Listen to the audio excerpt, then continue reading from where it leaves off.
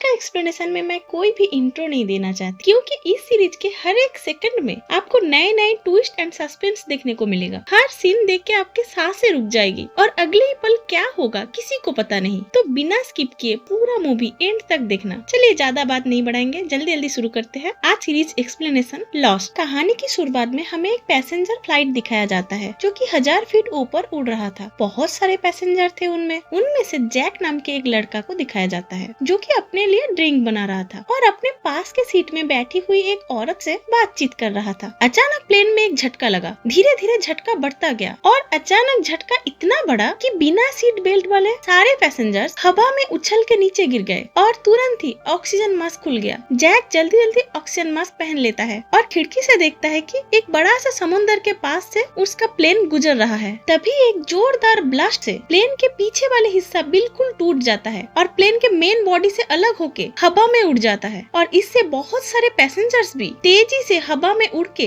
1000 feet ऊंचाई से नीचे गिर जाता है। ये सब देख के जो पैसेंजर्स तब भी उस फ्लाइट में मौजूद था डर से बहुत ही जोर से चिल्लाने लगता है, क्योंकि वो सब अपने मौत को करीब से देख रहा था। इसके बाद देखते ही देखते प्लेन एक आइलैंड की झाड़ियों पे जाके गिरता है और एक जोरदार ब्लास्ट होता है। अब जैक की आंखें खुलता है एक सुनसान जंगल के बीचों बीच। उसी टाइम उसके सर के पास से एक कुत्ता चल के जाता है। वो देख के जैक को थोड़ा होश आता है और उसके आसपास बहुत सारे बैम्बू ट्रीज थी। उस ट्रीज को पकड़ के किसी तरह जैक खड़े होते हैं, क्योंकि जैक को भी बहुत ज्यादा चोट आया था। अब वो उस जंगल से बाहर निकलता है और देखता है कि वो लोग एक आइलैंड पर है और दूसरी साइड में उस प्लेन की टूटी फूटी जली हुई कुछ बचा कुचा हिस्सा गिरा हुआ है और दूसरी तरफ पैसेंजर्स की चीख चिल्लाने और रोने की आवाज जैक को सुनाई देता है। जैक पेशे से एक डॉक्टर था, इसलिए वो भाग के जाता है और जरूरतमंद का मदद करने की कोशिश करता है। जैसे चार्ली नाम की एक लड़का जो कि प्लेन के सेट इंजन के पास खड़ा था, जैक उसे वहाँ से हट जाने के लिए बोलता है। जेन शू क्वोन नाम के एक कोरियन आदमी जोर जोर से चिल्ला के रोक के अपने पत्नी को कोरियन भाषा में बुला रहा था। क्लेयर नाम की एक प्रेग्नेंट लेडी और हार्ली नाम की एक मोटा आदमी दोनों प्लेन की विंग के नीचे बैठा था। जैक जॉन लॉक और 2 आदमी के साथ मिलके एक आदमी जो प्लेन के नीचे तब भी फंसा हुआ था उसको बाहर निकालने की कोशिश कर रहा था। उसी टाइम जैक की नजर उस प्लेन के विंग्स पर पड़ता है जहाँ पे प्रेग्नेंट लेडी क्लेयर और हार्ली बैठा था। जैक भाग के जाता है और क्लेयर और हार्ली को वहाँ से हटाता है। उसी टाइम प्लेन के विंग्स तेजी से नीचे गिरता है और जोरदार ब्लास्ट होता है। अब शाम हो जाता है। ज्यादातर घायल लोग अब लाशों में बदल चुका था। कुछ गिने चुने सदस्य इस एक्सीडेंट से बच गया था। जैक तब आइलैंड के दूसरे हिस्से में आकर अपने जख्मी जगह पर टाँके लगाने की कोशिश कर रहा था, लेकिन जैक की जख्म ऐसी जगह पर था जैक के हाथ वहाँ तक नहीं पहुँच रहा था। तब जैक कैट नाम की एक लड़की को जंगल से बाहर की तरफ आते हुए देखता है। जैक तब कैट से मदद मांगता है। जैक के जख्म पर टाँके लगाने के लिए बोलता है। कैट पहले थोड़ा हिचकिचाई पर फिर वो मान गई। फिर एक बॉक्स से काले रंग का धागा निकल के जैक के जख्म पर टाँके लगाना स्टार्ट कर दिया। बाकी पैसेंजर्स अपने अपने ख्यालों पर मगन था। जैसे वो प्रेग्नेंट लेडी क्लेयर समुद्र की तरफ देख रही थी, तब हार्ली प्लेन के अंदर से बचे कुचे खाना समेट रहा था। जॉन लॉक बीच पे बैठी थी और उसे देख के लग रहा था कि वो बहुत खुश है। और स्वाइट नाम की आदमी एक दूसरे आदमी को बोलता है कि हमें लकड़ी से बहुत ही बड़ा और तेज आग लगाना चाहिए ताकि वो दूर से दिखे। माइकल जैक्सन नाम की एक आदमी अपने बेटे बोल्ट को बुला रहा था और केट जैक को टाँके लगा रही थी, लेकिन केट देख के हैरान हो गया कि ऐसे सुई से टाँके लगाते वक्त जैक को बिल्कुल भी दर्द नहीं हो रहा। अब रात हो जाता है। जेन शू क्वोन नाम की वो कोरियन आदमी अपने वाइफ हन को बोलता है कि तुम किसी के बारे में मत सोचो, तुम बस अपने ध्यान रखो। हार्ली प्लेन से जो खाना निकाला था वो सब में बांट देता है और क्लेयर जो प्रेग्नेंट लेडी थी उसको 2 पैकेट देता है। जैक केट को बोलता है कि शायद प्लेन की कॉकपिट अभी भी सही सलामत हो और वहाँ से हमें सिग्नल ट्रांसमीटर मिल सकता है जहाँ से हम सिग्नल भेज सकते हैं। तब केट बोलते है कि मैं भी तुम्हारे साथ चलूंगी। तब जैक बोलता है कि मैं तो अभी तक तुम्हारा नाम तक नहीं जानता। अब जैक और केट एक दूसरे से इंट्रोड्यूस होता है। इसी बीच जंगल के झाड़ियाँ जोर जोर से हिलने लगता है और बहुत ही जोर से दहाड़ने की आवाजें आती है। सारे पैसेंजर्स बहुत ही ज्यादा डर जाता है और सब एक जगह पे आके खड़े हो जाते हैं। किसी को समझ नहीं आ रहा था कि ये आवाज किसका हो सकता है। सब बहुत ही घबराए हुए थे, लेकिन तभी सारे आवाज रुक जाता है और सब चैन की सांस लेता है। अब अगली सुबह कुछ पैसेंजर्स मिलके उसी रात वाले आवाज के बारे में बातें कर रहा था कि वो आवाज किसका हो सकता है। कोई बोलता है कि कोई राक्षस हो, कोई बोलता है कि कोई डायनासोर हो। अब जैक और केट कॉकपिट ढूंढने के लिए निकल पड़ते हैं। केट बोलता है कि उसने जंगल से बीचों बीच धुआं उठते देखा था, तो कॉकपिट शायद उसी तरफ गिरा होगा। चार्ली भी जैक और केट के साथ जाना जाना चाहता है। तो जैक, केट और चार्ली तीनों निकल पड़ते हैं कॉकपिट ढूंढने। फिर दिन में चारों ओर अंधेरा छा जाता है और बहुत ही जोर से बारिश आता है। जॉन लॉक ये बारिश बहुत ही खुशी से एंजॉय कर रहा था, जैसे कि वो बहुत ही ज्यादा खुश हो इन सब चीजों से। लेकिन उसी बीच वो भयानक दहाड़ने की आवाज फिर से सुनाई देता है। क्लेयर और रोज दोनों मिलके झाड़ियों को जोर जोर से हिलते हुए देखता है। दूसरी तरफ जैक, केट और चार्ली प्लेन की कॉकपिट तक पहुंच चुका था, जो कि टूटी फूटी बहुत ही बुरी हालत में थी। तो जैक पहले कॉकपिट पर चढ़ने लगता है। चार्ली और केट भी जैक के पीछे पीछे आता है। कॉकपिट के अंदर जाके जैक जोर से दरवाजा खोलने की कोशिश करता है और दरवाजा खोलते ही एक डेड बॉडी जैक के ऊपर आके गिरता है। जैक बहुत ही ज्यादा डर जाता है, शायद वो बॉडी को पायलट की था। अब जैक और केट दोनों मिलकर सिग्नल ट्रांसमीटर ढूंढने लगता है। उसी बीच उस प्लेन के पायलट को होश आ जाता है। ये देख के जॉन और केट बहुत ही ज्यादा घबरा जाता है। असल में प्लेन के पायलट तब भी जिंदा था। प्लेन के पायलट होश में आते ही एक रहस्यमय चीज बोलते हैं कि प्लेन स्टार्ट होने के 6 आवर्स बाद सारे रेडियो सिग्नल गायब हो गया था और प्लेन अपने रास्ते से हजारों किलोमीटर दूर किसी दूसरे रास्ते पर पहुंच गया। इसका मतलब अगर प्लेन को कोई ढूंढने भी आ रहा है, वो गलत जगह पे ढूंढ रहा है। इसलिए अभी तक प्लेन के पैसेंजर्स तक कोई भी राहत नहीं पहुंचा। अब पायलट जल्दी जल्दी सिग्नल ट्रांसमीटर ढूंढ के जैक और केट को देता है, लेकिन वो सिग्नल ट्रांसमीटर भी बहुत खराब हालत में था। इसी बीच बाहर से एक बहुत ही विशाल आकृति का रहस्यमय चीज का आहट सुनाई देता है और अजीब आवाजें सुनाई देता है, जिससे सब डर जाता है। इसी बीच हम चार्ली को देखते हैं, जो कि कॉकपिट के बाथरूम से बाहर आया और बुरी तरह से डर के हालत में था। प्लेन के पायलट कॉकपिट के खिड़की से बाहर झांक के देखने की कोशिश करने लगा कि बाहर क्या है। तब वो भयानक चीज एक झटके में पूरे पायलट को खींच के कॉकपिट से बाहर लेके चले जाते हैं और कॉकपिट के शीशे पर पूरे खून के धब्बे। इससे हम अंदाजा लगा सकते हैं कि वो जीप कितना खतरनाक है। और वो झटका इतना ज्यादा था कि जैक, केट और चार्ली संतुलन खो के इधर उधर गिर पड़ते हैं। इसके बाद तीनों कॉकपिट से बाहर निकल के अपने जान बचा के जल्दी जल्दी भागने लगते हैं। रास्ते में चार्ली का पैर पेड़ों की जड़ में फंस जाता है और चार्ली गिर जाता है। लेकिन हालत ऐसा था कि कोई भी रुकना नहीं चाह रहा था। लेकिन फिर भी जैक चार्ली को बचाने गया, पर केट इन सब से अनजान होके भागने लगी। थोड़ी देर बाद जब केट पीछे मुड़ा, उसको जैक और चार्ली कहीं नहीं दिखी। केट बहुत ही ज्यादा डर गई, पर किसी तरह केट अपने डर को कंट्रोल किया और उसे चार्ली मिल गई। चार्ली बोला कि जैक उसे बचाने गया, लेकिन फिर जैक भी चार्ली से अलग हो गया। फिर आखिरकार जैक भी एक पेड़ों के बीच से बाहर आए। इसके बाद जैक, चार्ली और केट कैंप वापस आ जाता है और देखता है कर्ली और जेम्स नाम के दो आदमी आपस में लड़ रहा है, क्योंकि जेम्स को लगता है कि प्लेन के इस हादसे के पीछे कर्ली का हाथ है। जैक और माइकल कर्ली और जेम्स को रोकने की बहुत कोशिश करता है। फिर केट चिल्ला के बोलता है कि बस करो, ये लड़ने का टाइम नहीं है, हमें एक साथ मिल के रहना पड़ेगा। और केट ये भी बोलता है कि हमें सिग्नल ट्रांसमीटर मिल चुका है, पर ये ट्रांसमीटर बुरी तरह से डैमेज हो चुका है। क्या यहाँ पर कोई है जो इस ट्रांसमीटर को ठीक कर सकता है? तब सब चुप हो गए और कोई कुछ नहीं बोल रहा। तब कर्ली आगे आता है और बोलता है कि मैं ठीक कर सकता हूँ। जेम्स फिर से भड़क उठता है कि सबके पीछे जरूर कार्ली का ही हाथ है। तब जैक जेम्स को धमकी देके चुप करने बोलता है, तो जेम्स भी चुप हो जाता है। तब कार्ली बोलता है कि वो पहले आर्मी में था और ये सिग्नल ट्रांसमीटर आर्मी के सिग्नल ट्रांसमीटर की तरह ही है, इसलिए कार्ली इस ट्रांसमीटर को ठीक कर सकता है। इसके बाद कार्ली सिग्नल ट्रांसमीटर ठीक करने के लिए जुट जाता है। माइकल जैक्सन के बेटे ब्लॉड का एक कुत्ता था जो कि गुम हो गया। इस वजह से ब्लॉड बहुत ही दुखी होता है। जैक्सन बोलता है कि हम घर जाके तुम्हें नया कुत्ता दिलवा देंगे, पर ब्लॉड नहीं मानता और वहाँ से उठ के चला जाता है। ये सुन के जैक को याद आता है कि उसका जब होश आया था उसके पास से एक कुत्ता गया था। जैक ये बात जैक्सन को बताता है। जैक्सन के बेटे वॉल्ट जॉन लॉक के पास जाके बैठता है। जॉन लॉक अकेले चेस खेल रहा था, वो ब्लॉड को भी चेस खेलना सिखाता है। कार्ली बहुत ही मेहनत के बाद आखिरकार सिग्नल ट्रांसमीटर चालू कर लेता है, लेकिन कार्ली बताता है कि इसका चार्ज अभी बहुत ही कम है, इसलिए इसे कहीं ऊंचे जगह पर लेके जाके ऑन करना पड़ेगा। केट पूछता है कि कितना ऊंचा जगह चाहिए। तब कार्ली पास के बड़े ऊंचे पहाड़ की तरफ इशारा करता है। ये सुन के केट बहुत ही ज्यादा दुखी हो जाती है, क्योंकि अभी अभी वो मौत के मुंह से बाहर आई थी, पर और कोई रास्ता भी नहीं। इसलिए केट, कार्ली और 4 लोग मिल के ऊंचे पहाड़ की तरफ चले जाते हैं। उनके पीछे पीछे जेम्स भी आ जाता है। सब आगे बढ़ रहे थे पहाड़ की तरफ। जाते जाते भी जेम्स कार्ली को टॉन्ट मार रहा था बार बार। एक टाइम पे कार्ली भी बहुत ज्यादा गुस्सा हो जाता है और जेम्स से लड़ाई करने के लिए आगे बढ़ता है। इसी बीच झाड़ियों के पीछे से बहुत ही अजीब और डरावनी आवाज आना शुरू हो जाता है। वो आवाज सुन के सब इधर उधर भागने लगता है, पर जेम्स नहीं भागता। वो सीधे खड़े होता है और उस जानवर की तरफ बंदूक तान देता है और सीधे 9 गोली चला देता है। इससे वो जानवर उधर ही मर जाता है। तब सब आके देखता है कि वो कोई नॉर्मल जानवर नहीं, एक्चुअल में वो पोलर बियर था। पोलर बियर को देख के सब बहुत ही ज्यादा हैरान हो जाता है, क्योंकि वे जंगल बहुत ही ज्यादा गर्म था। इस गर्मी के बीच ठंडी जगह में रहने वाली पोलर बियर कहाँ से आया? ये बात सब सोच पाती उससे पहले सब जेम्स पर टारगेट किया कि जेम्स के पास बंदूक कैसे आया। तब जेम्स ने बोला उसने एक घायल पुलिसमैन के पास से ये बंदूक लिया है। दूसरी तरफ हम जैक को देखते हैं, जो कि उसी घायल पुलिसमैन का ट्रीटमेंट कर रहा था। उसका घाव बहुत ही ज्यादा गहरा था और अब तो इन्फेक्टेड भी बहुत ज्यादा हो गया, उसे बचाना मुश्किल हो रहा था। इधर पुलिसमैन की बात सुन के सब चुप हो गया, पर केट कुछ सोचने लगा और हमें पास्ट का सीन दिखाया गया कि वो पुलिसमैन किसी को हथकड़ी पहना के उसी प्लेन से ले जा रहा था। वो और कोई नहीं, केट था। अब कार्ली को ट्रांसमीटर में सिग्नल मिल जाता है। कार्ली ट्रांसमीटर से सिग्नल भेजने की कोशिश करता है और दूसरी तरफ से भी एक फ्रेंच बोलने वाली लेडी का आवाज आ रही थी। सब सोचने लगा कि सिग्नल सही जगह पहुंच गया, अब शायद राहत मिल सकता है। और उनके साथ जो फ्रेंच बोलने वाली लड़की थी, उनसे समझने की कोशिश की कि ट्रांसमीटर के दूसरी तरफ से क्या बोल रहा है। लेकिन वो लड़की जो बोला वो सुन के सब हैरान रह गया कि ट्रांसमिट की दूसरी तरफ से भी कोई फ्रेंच लड़की मदद मांग रहा है। ऐसा लग रहा है कि वो भी यहीं पर फंसा है। ये सुन के सबका चेहरा उतर गया। कार्ली चेक करके बताया कि ये सिग्नल 16 साल से भेजा जा रहा है, लेकिन जिसका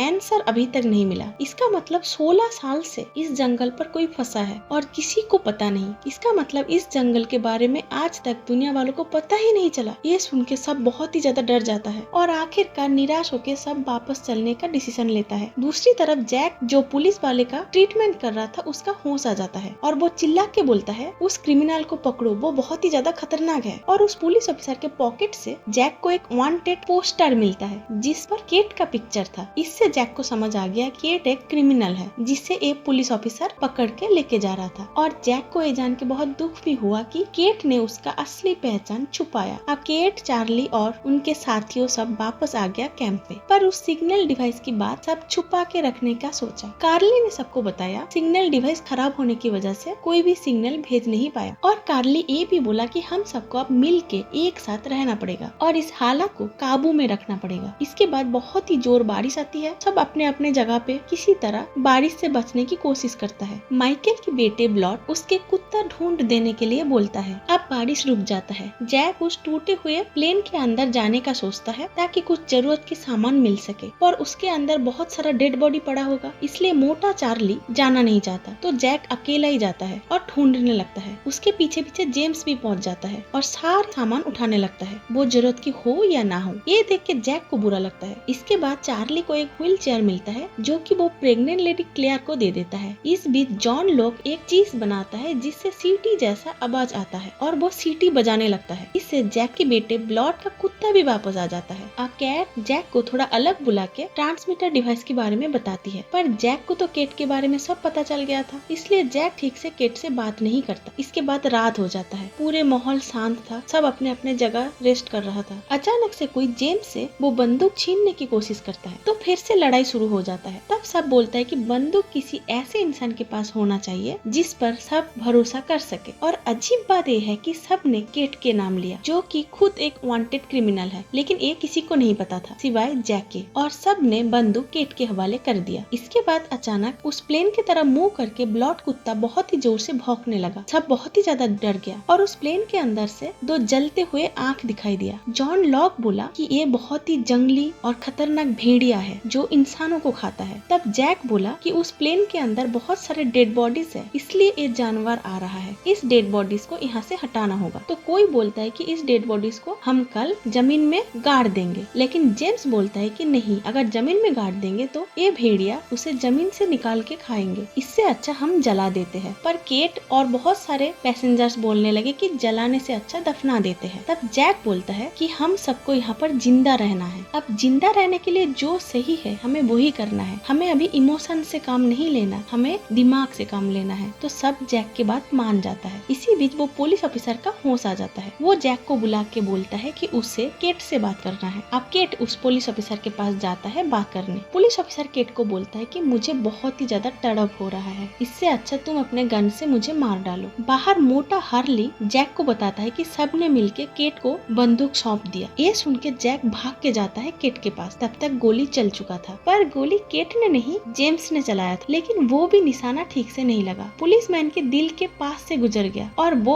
आखिरी गोली था। इससे वो पुलिस ऑफिसर मरा तो नहीं, लेकिन उसका तड़प और ज्यादा बढ़ गया। इसके बाद जैक को ना चाहते हुए भी उस पुलिसमैन को मारना पड़ा। इससे जैक बहुत ही ज्यादा गिल्टी फील कर रहा था, क्योंकि जैक एक डॉक्टर है और उसका काम है जिंदगी बचाना, जिंदगी लेना नहीं। अब नेक्स्ट सुबह का दिन हमें दिखाया जाता है। पूरे माहौल थोड़ा शांत था, हालात थोड़ा काबू में था, सब एक साथ मिलके काम कर रहा था। कार्ली और जेम्स के बीच भी सारे संबंध ठीक हो रहे थे। तब केट जैक के पास बात करने आती है। ऐसा लग रहा था केट सब कुछ सच सच बताने आया है, पर जैक साहब मना कर देता है कि मुझे ये जानने में बिल्कुल भी इंटरेस्ट नहीं है कि कौन पहले क्या था। अब मेन बात यह है कि हमें सब यहाँ मिल के जिंदा रहना है। तो केट भी और कुछ नहीं बोलती। इसके बाद जेम्स और मोटे हर्ली के बीच लड़ाई शुरू हो जाता है। जेम्स बोलता है कि मोटे हर्ली जरूरत से ज्यादा खाना खा रहा है। जैक आके लड़ाई रोकता है, पर साथ में ये भी समझता है कि अगर जल्दी खाने का इंतजाम नहीं किया तो सारे इंसान एक दूसरे पे हमला कर देगा। तभी जेम्स के पास तेजी से एक चाकू आके लगता है। सब डर जाता है और पीछे मुड़ के देखता है। जॉन लॉक ने वो चाकू फेंका था और उसने बोला, हमने कल रात जो शुअर देखा, हम अगर उसको शिकार कर ले तो हमारे खाने का बंदोबस्त हो सकता है। तो जेम्स बोलते इस छोटे से चाकू से क्या होगा। तब जॉन लॉक उसके सूटकेस खोल के दिखाता है, जहाँ पर बहुत टाइप के हथियार मौजूद था। अब सबको जॉन लॉक के बात पे यकीन आ जाता है। इसके बाद जॉन लॉक और माइकल दोनों शिकार के लिए जंगल जाते हैं। केट भी उन दोनों के साथ चलने के लिए बोलता है। केट इसलिए जाना चाहती थी क्योंकि कार्ली ने डिफरेंट टाइप के सिग्नल ट्रांसमीटर बनाया था, उसको जंगल के चारों ओर लगाना था, इसलिए केट वो ट्रांसमीटर लेके जाना चाहती थी। अब केट, जॉन लॉक और माइकल शिकार के लिए जंगल में निकल पड़ते हैं। जंगल में जाते जाते जॉन लॉक केट और माइकल को समझाता है कि जंगली शुअर कैसे चलते हैं, कैसे अपने रास्ता बदलते हैं, कैसे पेड़ों पर अपना निशान छोड़ते हैं। इसी बीच झाड़ियों के पीछे से एक आवाज सुनाई दिया। जॉन लॉक इशारे से केट को समझाया कि कैसे हमला करना है और माइकल की तरफ उंगली से समझाने लगा। माइकल जॉन लॉक का उंगली देख के सोचा कि उसे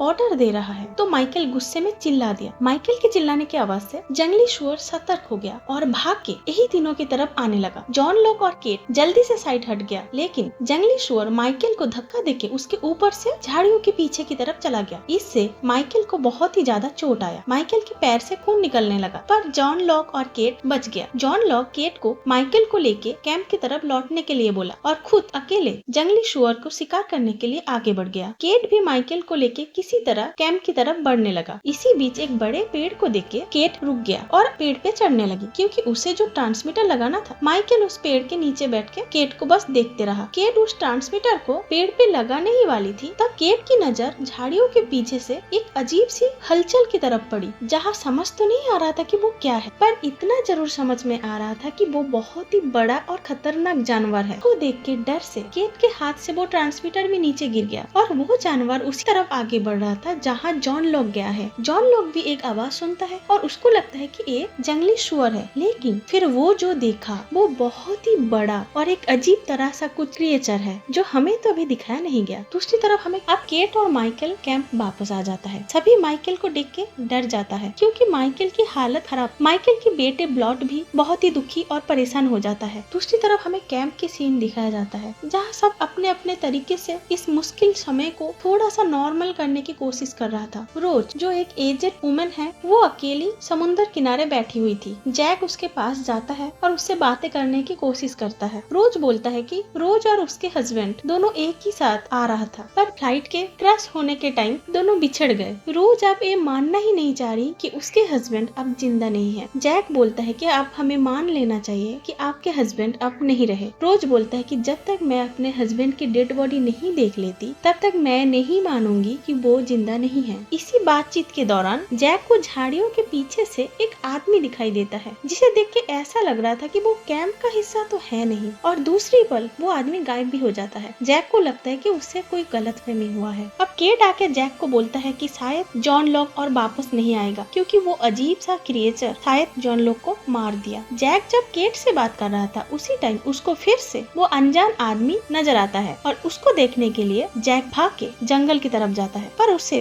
वहाँ जॉन लॉक दिखता है और साथ में एक मरे हुए जंगली सुअर भी था। जॉन लॉक का हालत बहुत खराब था, पूरे खून से लथपथ, पर वो अपना काम कर लिया था। अब रात हो जाता है और जैसे सबने बोला था, उस प्लेन की जो टूटी फूटी हिस्सा बाकी था और उसके अंदर जितने भी डेड बॉडीज था, सबको आग लगा दिया जाता है ताकि सब आग में जल जाए और कोई भी जंगली सुअर उस डेड बॉडी को खाने के लिए ना आए। और इस आग को समुद्र के अगर कोई भी जहाज दूर से देख ले तो शायद इतने सारे पैसेंजर्स की रेस्क्यू भी हो सकता है। एक तरफ कैंप में सब डरे सहमे हुए से था, दूसरी तरफ जॉन लॉक जैसे बहुत खुश था। माइकल जॉन लॉक से पूछता है कि आपने वो अजीब सा क्रिएचर को देखा है? जॉन लॉक तुरंत इनकार कर देता है कि मैंने कुछ नहीं देखा और एक पास्ट का सीन दिखाया जाता है जहाँ हम देखते हैं कि एक्चुअल में जॉन लॉक व्हील चेयर में बैठा था, मतलब उसके 2 पैर पैरालिसिस हुआ था, मतलब जॉन लॉक चल नहीं पाते थे। इसी प्लेन क्रैश के दौरान जब जॉन लॉक को होश आया, उसने देखा कि वो चल पा रहा है। इसी प्लेन क्रैश की वजह से जॉन लॉक आप चल सकता है। इसलिए सब जब इस प्लेन क्रैश को अभिशाप मान रहे थे, जॉन लॉक इसे आशीर्वाद मान रहे थे। अब ये पूरी जगह एक रहस्य बन के रह गया। इतनी गर्मी वाली जगह पे पोलर बियर कैसे आया? 16 साल से फ्रेंच भाषा में कौन मदद की गुहार लगा रहा है? जॉन लॉक आखिर उस जंगल में क्या देखा था जो वो सबसे छुपा रहा है? और जैक को जो आदमी बार बार दिख रहा है, क्या वो सच है या फिर जैक का एक वहम? अब इस आइलैंड पे बस सबको सर्वाइव भी नहीं करना, बल्कि असली खतरा क्या है उसका पता भी लगाना है। और दिन ब दिन रहस्य और भी ज्यादा गहरी होता जा रहा है। आज का पार्ट यहीं पर खत्म होता है। अगली पार्ट पे और भी ज्यादा खतरनाक और रहस्य में भरा इस मूवी का दूसरा पार्ट हम लाएंगे। अगर आपको दूसरा पार्ट चाहिए तो जल्दी से एक कमेंट कर दीजिए और वीडियो अच्छा लगा तो लाइक शेयर और चैनल को सब्सक्राइब जरूर करें।